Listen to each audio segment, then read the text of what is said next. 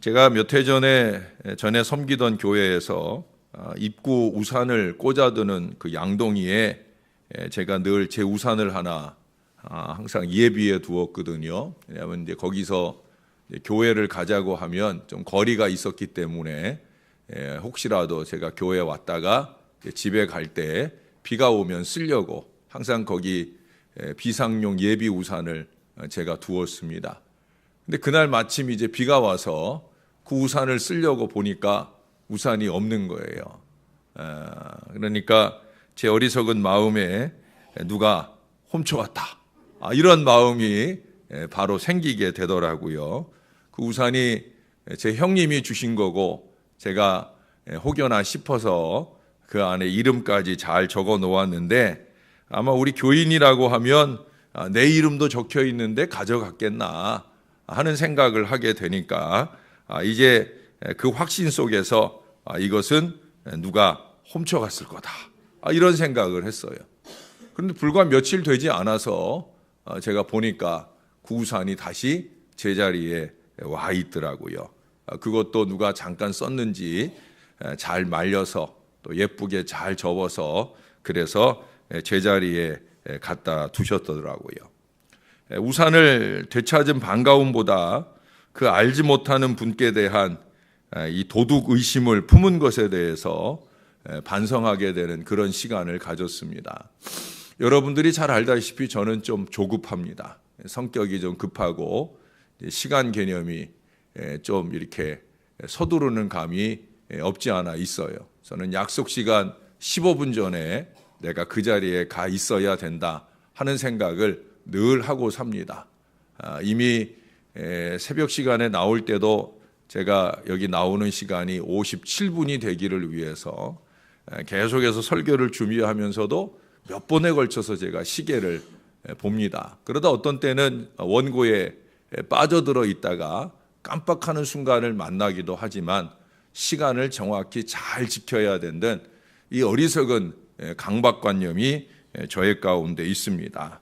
그런 점에서 보면 오늘 느헤미야는 제게 먼저 좋은 도전과 교훈을 주고 있다고 보여집니다.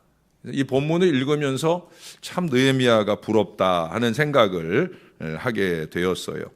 제가 어제도 잠깐 언급했지만 그는 침착하고 치밀하며 계획적인 사람입니다. 무슨 일이든지 섣부르게 하는 사람이 아니라는 거예요. 나중에 또다시 확인되겠지만 이거다 싶은 일은 좌우치우치지 않고 아주 빠르게 몰아붙입니다. 확신이 분명하면 그 일을 진행하는데 절대로 미루거나 늦추지 않는다는 거예요. 질풍노도처럼 꾸준하게 거침없이 그 일을 해나갑니다. 그러나 천천히 해야 될 일은 서두르지 않는다는 거예요. 12절 전반부에 보면 내 하나님께서 예루살렘을 위해 무엇을 할 것인지 내 마음에 주실 때까지, 그 앞에 11절에 보면 사흘 만에, 결국 뭐예요? 사흘 동안을 하나님이 마음에 감동을 주실 때까지 기다렸다라고 하는 거예요. 느긋하게 기다렸어요. 누구든 그가 왜 왔는지를 이미 다 알고 있을 텐데 그는 3일 동안을 기다렸어요.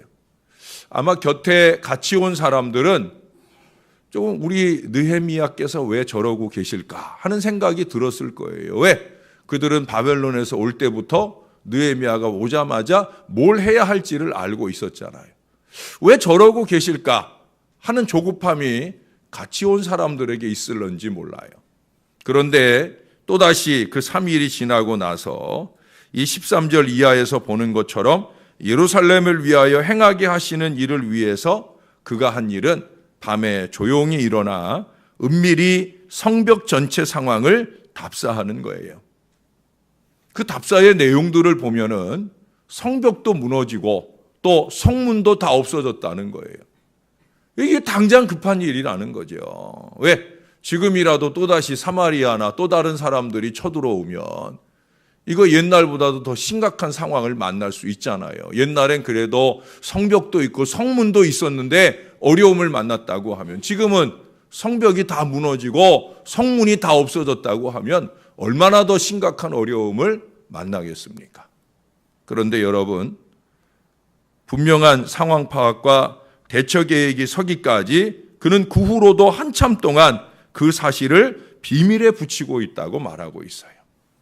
10절이나 19절에서 언급된 사람들, 산발랏이나 도비야, 게셈, 이런 방해 세력들이 사전부터 방해 작업에 들어오게 되면 아마 시작도 못 해보고 혼란이나 무기력에 빠지게 되지 않을까 하는 우려에서 그가 지혜롭게 시간을 쓰고 있다라고 하는 거예요. 어떤 일들은 그렇습니다. 어떤 일들이 잘 계획되기까지는 그 일을 정확한 시점에 제대로 잘 결실하기까지는 이처럼 시간이 필요한 일이 있다라고 하는 거예요. 아무리 좋은 일이요 실현 가능한 일일지라도 어디든 반대 세력이 있기 마련이고 그들을 효과적으로 대처하여 본래의 목적대로 이끌기 위해서는 조심할 필요가 있는 거예요. 느헤미야가 16절 하반절의 말씀처럼 아무에게도 이 일을 고하지 않고 지난 기간은 철저한 준비의 기간이었습니다. 자신의 믿음을 견고히 하는 기간이고 효과적으로 공사를 진행하되 이게 단순히 성벽 공사로서만이 아니라 이스라엘의 신앙이 재무장이 되는 영적 공사의 의미까지 만족시켜야 되기 때문에 사전 준비를 철저히 하게 되었다라고 하는 거예요.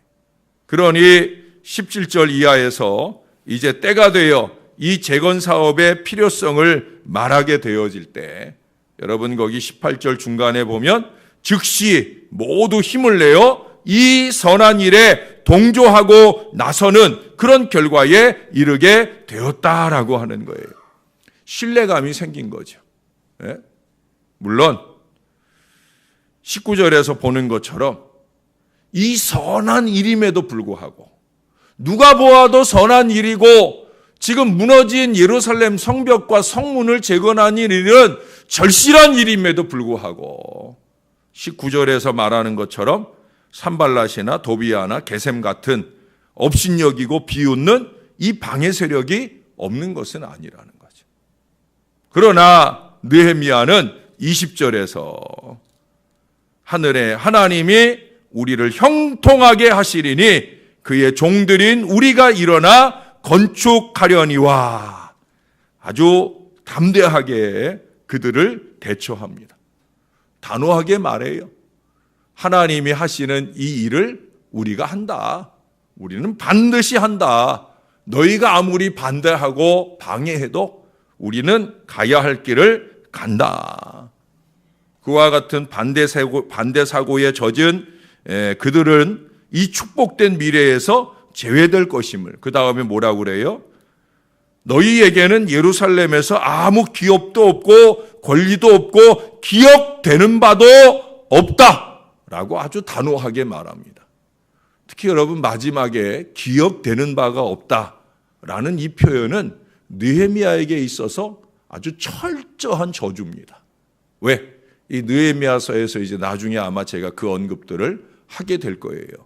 느헤미야가 하나님을 위한 이 일을 하면서 하나님께 무릎 꿇을 때마다 자주 하는 기도가 있어요. 마지막 13장 31절에 가서 보시면 그 표현이 명확하게 나오는데 그게 뭐냐면 하나님이여 이 일을 기억하사 내게 복을 주옵소서. 그는 하나님의 일을 하면서 하나님의 일을 하나님이 꼭 기억해 주시기를, 그것이 자기에게 복을 주시는 근거가 되기를 늘 기도하고 있어요. 그러니까 그 기억이라고 하는 것, 하나님께 기억된다라고 하는 것이 중요한 개념으로 자리 잡고 있는 느헤미야가 이 기억이라고 하는 단어를 처음 사용할 때 이 산발랏, 도비야, 게셈 같은 이 어리석은 반대 세력들을 향해 너희들은 하나님께 기억되지 않을 거야. 이건 엄청난 저주지요. 하나님이 너희는 기억하지 않을 거야. 그것은 결국 그들은 하나님의 축복에서 제외된다. 아니 그 이상 하나님의 저주 아래 놓이게 될 거다 하는 아주 단호한 분명한 그러한 선언이 되어지게 된다는 거예요. 이것이 이루어지기까지 느헤미야는 준비하고 또 또 준비합니다. 잘 준비하고 그것을 탁 터뜨렸을 때 좋은 결실을 위해 가는 아주 훌륭한 리더십을 발휘하고 있다는 거예요. 저는 그래서 준비를 중요하게 생각을 합니다. 준비를 잘 하라 합니다. 준비를 잘 하자 합니다. 그래서 우리가 하려고 하는 일에 좋은 결실을 맺어야 되는 거예요. 부교육자들에게도 어떤 중요한 행사를 앞두고 있으면 기도 준비 많이 해라. 또 철저하게 그 일을 위해 미리미리 챙길 일들을 챙기하고 준비해라. 저에게도 미리 얘기할 거 미리 얘기하고 내가 미리 해줘야 될 일들을 미리 준비할 수 있도록 시간을 주도록 요청을 합니다. 간혹 수련회를 갈 때 수련회 개회 예배 때 설교를 부탁하다든지 할 때도 적어도 설교 부탁을 일주일 전에 안 하면 저는 안 해줍니다. 저는 설교하는 걸 좋아한다 했죠. 더군다나 이 아이들에게 설교할 기회가 많지 않기 때문에 그들을 만나고 그들에게 설교할 기회를 갖는 건 저에게 소중한 일입니다. 제가 얼마나 많은 설교 원고를 갖고 있기에 제가 설교를 두려워하겠습니까? 그러나 준비할 시간을 주지 않은 설교 요청을 저는 받아주지 않아요. 준비해야 되는 거거든요. 미리미리 기도하고 의논하고 준비해야 되는 것, 그것을 강조하기 때문에 그래요. 효과를 극대화해야 되는 것이 리더십의 중요한 가치이기 때문에 이의용님의 세상을 바꾸는 곱하기 리더십이라고 하는 글에 리더를 세 수로 나눕니다. 리더에는 나누기 리더가 있고 더하기형 리더가 있고 곱하기형 리더가 있다는 거예요. 다 훌륭하기는 해요. 그러나 나누기형 리더는 주어진 자원을 단순히 분배해 주는 일을 합니다. 이제 연말 연시가 되면 우리가 여러 가지 부서로 이렇게 사역들을 나누어 주잖아요. 그 일도 필요한 일이긴 한 거지요. 더하기 리더는 사람에게 관심을 가지고 그 능력과 그 성과를 배가시키는데 관심을 갖고 도와줍니다. 곱하기 리더는 뭐냐? 조직의 변화를 주도하여 탁월한 성과를 이뤄내는 리더를 곱하기형 리더라 하는 거예요. 변화를 주는 거예요. 늘 하던 대로, 전에 하던 대로가 아니라 더 효과를 극대화하기 위한 어려운 변화들을 끊임없이 촉구하고 또 열어가는 거예요. 당장은 힘들 수 있죠. 그러나 그 변화가 놀라운 성과를 나타내는 결과들을 나중에 손에 쥘 수 있을 거라는 거예요. 여러분, 더하기라고 하는 이 마크를 45도만 기울이면 곱하기가 되는 거예요. 변화가 필요하다는 거죠. 있는 그대로에서 얻는 성과도 있지만 변화를 주면 우리가 생각했던 것 이상의 더 놀라운 성과들을 거둘 수 있는 일들이 많이 있다는 거예요. 곱하기형 리더는 변화 관리자입니다. 나누기형 리더가 15 나누기 3은 5라는 결과를 생각할 때 더하기형 리더는 5 더하기 5 더하기 5는 15를 모색합니다. 그러나 곱하기형 리더는 인간의 변화, 방법의 변화 등을 통해 5 곱하기 5 곱하기 5는 125라고 하는 획기적인 상승 효과를 이뤄낸다는 거예요. 리더는 환경 변화의 주도자여야 된다라고 하는 거예요. 곱하기형 리더는 온도계가 아니라 자동 온도 조절기여야 된다라고 강조하면서 그 글을 마무리합니다. 상황을 그저 있는 그대로 보여주는 온도계가 아니라 그 상황에 맞춰서 변화를 주도해가는 온도 조절기여야 된다. 상황에 따라, 환경에 따라 어리석은 반대 세력들의 사탄적 장난대로 휘둘리는 온도계 역할밖에 안 된다라고 하는 거예요. 상황을 주도해야 한다. 환경을 주도해야 된다. 변화를 주도해야 한다. 그래서 곱하기의 결실로 나아가야 된다는 거예요. 느헤미야는 이 반대 세력들을 전혀 위축되지 않은 한마디로 무시함으로 이스라엘 백성들을 더욱더 용기 있게 하는 것을 보게 됩니다. 기다려야 될 때는 느긋하게 기다리지만 이제 시작이다 싶을 때는 아주 강력한 추진력으로 그 일들을 이루어 간다라고 하는 거예요. 오히려 이를 더욱더 빠르게 진전시키는 걸 봅니다. 이제 이 뒤에 3장 이하로 6장까지 이 성벽이 완료되는 시점이 겨우 52일인가 밖에 걸리질 않아요. 아주 빠른 시간 안에 그것이 무너지는 시간보다도 그것을 바로잡는 시간을 더 빠르게 추진해 나가요. 그 여정 중에 무수한 어려움들을 많이 이 산발랏, 도비아, 게셈 이런 세력들 또 거기에 추종하는 어리석은 세력들이 무수한 방해를 합니다. 그래서 한 손에는 일 도구를 들고 한 손에는 창을 들고 그렇게 일을 해야 되는 어려움들도 만납니다. 그럼에도 불구하고 불과 52일 만에 이 일을 다 이루어내는 거예요. 이런 지도자이기 때문에 아마 이스라엘 백성들이 우리 믿고 시작해 보자 하는 그런 마음들이 아마 생기지 않았을까 하는 생각을 하게 되어집니다. 사실 변화를 주도한다는 거 쉬운 거 아닙니다. 대부분 사람들은 안정을 추구합니다. 심지어 변화는 틀리다고까지 생각하기도 합니다. 왜? 우리나라 사람들은 다르면 틀리다고 판단하는 어리석음들을 잘 범하거든요. 변화는 다르다고 해서 틀린 것이 아니에요. 변화는 잘만 사용할 수 있으면 그 변화를 통해 곱하기에 놀라운 결실들을 이루게 되어진다는 거예요. 더하기만 되어도 좋은데 곱하기의 역사를 경험하는 건 변화해야 되는 거예요. 변화하지 않고는 안 되는 거예요. 근데 우리는 많은 경우 변화를 주저합니다. 왜? 변화에 따른 나의 희생을, 나의 수고를, 나의 땀을 내놓기가 싫기 때문에 그래요.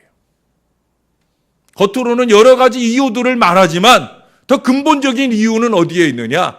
내가 감당해야 될 몫을 생각할 때 반대하는 거예요. 많은 사람들이 목사가 그걸 모를 줄 알아요.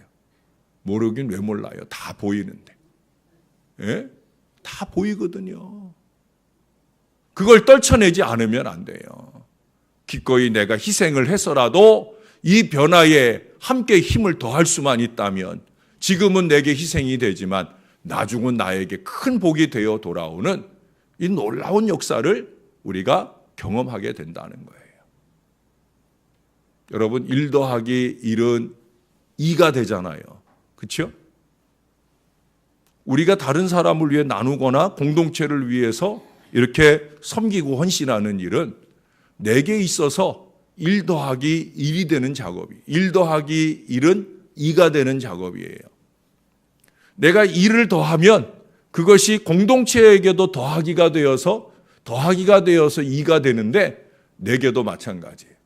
나는 1을 떼어내서 내놓는 거라고 생각하지만 하나님이 기억하실 때는 내가 떼놓은 그것만큼 그 이상의 갑절의 축복이 하나님께로부터 주어집니다.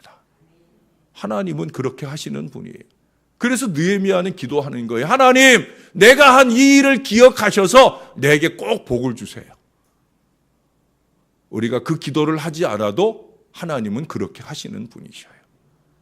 사랑하는 여러분, 우리가 그렇게 변화에 따른 손해를 염려하면서 주저해 가지고는 항상 무너진 그대로 사단의 세력에 무시당하는 그대로 무기력하게 살 수밖에 없는 거예요. 한국교회가 지금 이대로의 나태와 비윤리의 목회와 신앙생활에 계속 주저앉아 있다고 하면 우리는 교인만 많을 뿐 천국에서 만날 사람은 적게 되어지고 말 거예요. 아니 어느 순간에 가면 교인도 많았던 교인들도 점점 교회를 떠나게 되어지고 말 것입니다. 저는 하나님의 다행스러운 원칙 하나를 감사하게 생각을 해요. 그게 뭔지 아세요? 천국에 갔을 때 우리의 모습이 지금 이대로의 모습이 아니라는 거죠. 사실 어르신들 지금 이렇게 꼬부랑 깽깽 죄송합니다. 쭈글쭈글하고 늙고 옛날 젊은 때 같이 예쁘고 아름다운 모습을 다 잃어버린 이 모습으로 천국에 계시고 싶으세요? 어디 그런 분 한번 손들어 보세요. 아니잖아요. 그렇다고 엉금엉금 기어다니는 어린아이의 모습이기를 바라시는 분도 아닐 거예요. 천국에서는 우리가 가진 이 모습이 아닌 누가 보아도 참 아름답다, 잘났다 여길 가장 귀한 모습, 우리가 그저 상상 속에 보아지는 그 천사의 모습들 같은 아마 그런 모습으로 변화되어 있을 거예요. 겉으로 봐가지고는 누군지 모르는 거죠. 예수님 경우에도 그랬잖아요. 부활하신 예수님을 제자들이 처음엔 못 알아보잖아요. 제 측근으로 같이 있었는데도 불구하고 부활해서 함께 얘기 나누면서 지나가는데도 그 예수님 몰라보잖아요. 그들의 눈이 밝아질 때, 그들의 영이 밝아질 때에야 예수님이네 라고 알아보잖아요. 우리가 천국에서 그런 모습이 될 거예요. 저는 그게 참 다행스러워요. 예? 천국에서 우리가 서로를 몰라보게 하는 것도 하나님의 배려가 아닐까 하는 그런 생각을 간혹 할 때가 있습니다. 왜? 우리는 서로를 잘 알잖아요.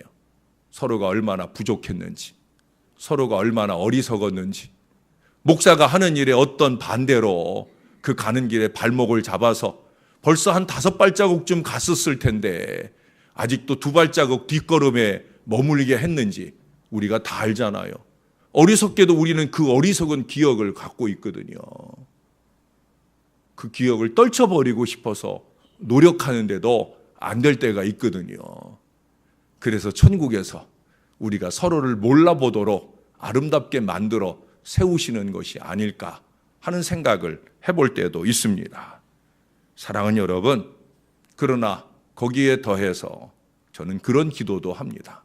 하나님이 굳이 그렇게 배려하지 않으셔도 우리가 서로를 만나고 기억하는 일이 행복한 일이 될 수 있도록, 참 좋은 사람이었다, 참 내게 유익된 사람이었다, 우리가 하나님의 선한 일을 할 때 그 일에 참 큰 힘과 도움이 되었던 사람이었다, 우리가 이루려고 하는 하나님의 선한 변화에 큰 힘과 큰 역할을 해주었던 사람이었다 라고 기억될 수 있는 사람, 변화에 끌려가는 사람이 아니라 변화를 주도하고 앞장서는 사람, 그 변화를 통해 우리 하나님께 기억되고 사람에게도 온전하게 기억될 수 있는 그 건강한 축복의 사람, 하나님 우리가 그런 사람 되게 해 주시옵소서. 저의 기도가 여러분들의 기도가 되어 우리 모두가 그렇게 우리에게 주실 좋은 변화의 미래를 위해 아름답게 쓰일 수 있는, 또 그렇게 쓰임 받도록 잘 리드하고 갈 수 있는 목회자가 될 수 있도록 우리가 더 많이 기도하고 노력하는 저와 여러분이 될 수 있기를 예수님의 이름으로 간절히 축원합니다. 기도하겠습니다. 아버지 하나님 감사합니다. 오늘도 우리가 주의 말씀을 받으며 느헤미야 이 영적 지도자의 좋은 도전과 교훈을 받습니다. 목사로서 또 평신도로서 우리가 어떤 모습으로 우리에게 다가오는 변화에 앞장서며 일해야 될까를 우리 주님이 깨닫게 해주시니 감사합니다. 변화에 불평하는 사람이 아니라 변화에 감사하고 하나님이 주신 선한 일에 선한 역사를 바라며 동역하고 노력하는 저와 이 모든 성도들이 될 수 있도록 은혜를 베풀어 주옵소서. 앞장서는 리더들은 믿고 따를 만한 리더가 되게 하시고 뒤따르는 성도들은 믿으며 후원하는 강력한 손길을 통해 이 교회가 변화하는 미래가, 이 교회가 부흥하는 미래가 될 수 있도록 은혜를 베풀어 주옵소서. 하나님이 기억하시는 모든 선하신 기억대로 이 백성들에게 큰 복을 내려주시는 은혜로운 제단이 될 수 있도록 주여 도와 주옵소서. 새벽 아침 올해의 가장 추운 날씨를 기록하는 이 아침에도 불구하고 하나님 앞에 나와 간절함으로 예배하고 기도하고자 하는